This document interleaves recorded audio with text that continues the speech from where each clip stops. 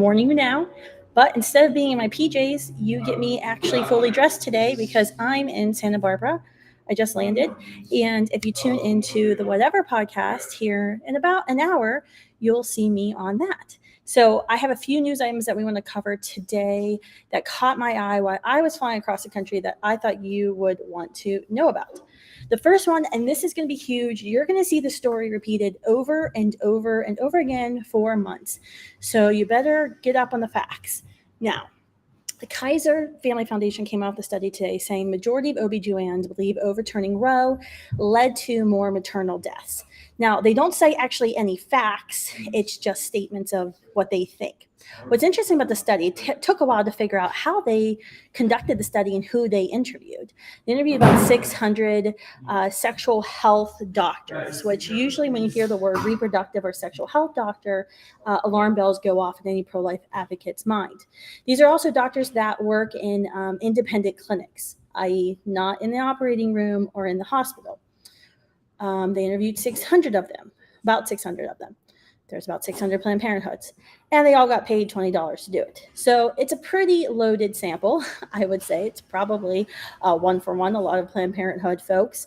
And it was really interesting because basically what they said is they want more abortion. Now, we know historically those who pursue, sadly, recently, I guess I should say, not historically, those who pursue OBGYN careers often are very pro-abortion and left-leaning because it makes it, medical schools make it almost difficult for you to be pro-life or you to even be a Christian and graduate and be able to accomplish an OBGYN certification in medicine. We talk a lot when it comes to medical rights of conscience.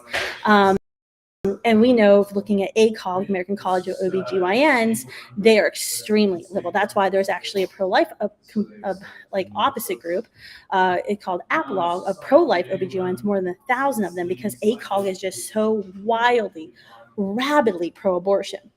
But it's really interesting because, these are sexual health, reproductive health care vendors who say they need more of what they sell, which is abortion. They don't say any stats at all. It's just their feelings. It kind of felt like, kids, a survey of like kids, if you would ask my kids if they thought Santa Claus should bring them more gifts, they would say yeah. Except for the gifts for these abortion vendors are usually supported with taxpayer dollars, and they end up with more dead babies. So we just put a blog up on Students for Life. Don't mind my West Virginia accent on that. We just have a blog up on West Virginia Students for Life about this article. You're going to want to dig into the facts on it. Because it was really interesting. The headlines are going to be all over the place this week. So like I said, this isn't the first time you're going to hear about this. And when you want to rebut this information, I think if you go to our blog at studentsforlife.org, it will help you get the information you need to help you rebut some of the things you're going to hear. The next article I want to talk about is, as we know, Saturday is the anniversary of the Dobbs decision, which threw Roe versus Wade into the ash heap of history, the most, I guess you could say, the biggest political upset in our lives. But what's interesting is that there's going to be a lot of commentary starting yesterday on leading up to this 1 year anniversary. So this obvious, that study was one of them. Another one that just came out today it says 1 year after the fall of Roe versus Wade, abortion care has become a patchwork of confusing state laws that deepen existing inequities. Interesting. We had this problem in the early 1860s and 1850s when certain businessmen and their entourage or non-paid employees would travel to other states, and it got really confusing for those slave owners because there were some free states and there were non-free states, and they had to know where they could go and what would happen if one of their non-paid workers, their enslaved people, would run away based on the Fugitive Slave Act and what the states would do. We had this problem before. Do you know what the solution is? I'll tell you, it's actually extremely simple. It's called a federal law.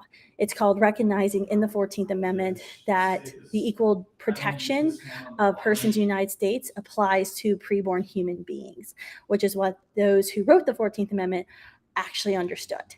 This is why we actually need a federal law. If you don't want to be confused about what states are the free states and non-free states, or the kill baby states, not kill baby states, it's very simple.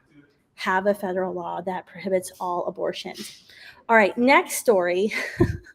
This one was interesting. It's called the sleeper legal strategy that could topple abortion bans. Now, they're trying to argue that Jewish people, Episcopalians, Satanists, all these people are trying to argue that their religion dictates that they have abortion. You can't really find that in Judaism or Episcopalianism or Christianity, but you will find that in Satanism. The Satanists have actually the biggest and the best argument to say that their religion allows them to sacrifice other human beings. So the left thinks they found something here, but yeah, I think if you have to advocate that your religion allows you to kill babies, you're probably doing something wrong. So leave it at that. One last pitch. Remember, join me at the National Celebrate Life Day this Saturday. It starts at 10:30 on the steps of Lincoln Memorial. Rain or shine, we will be there.